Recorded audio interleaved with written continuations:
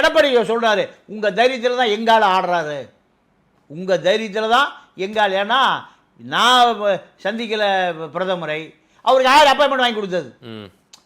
இதெல்லாம் எடப்பாடியுடைய அழுத்தம் காரணமாக தான் அண்ணாமலை எடப்பாடியை முதலமைச்சர் ஆக்கியே தீருவோம். யாருடைய அழுத்தம்? அமித்ஷா அழுத்தம். இந்த கூட்டணி குழப்பம் வருதுன்னு அவர் புகார் சொல்றாரு.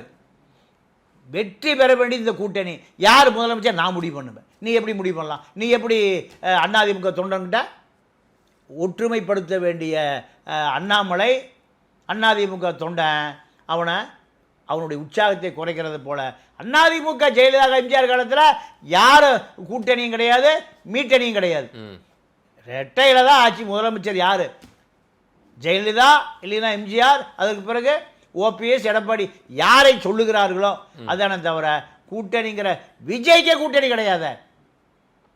பிஜேபி சேருவதற்கு முன்பு விஜய்கிட்டே எடப்பாடி டீல் போடுறாரு.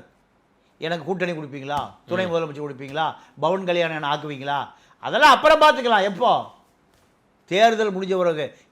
இந்த ஒப்பந்தத்துக்கு வராமல் இதை ஏற்றுக்கொள்ளாதனால தான் விஜய் இங்கேயே சேரல. விஜய் சேர்ந்திருந்தால் பிஜேபி கூட்டணியே உருவாயிருக்காது.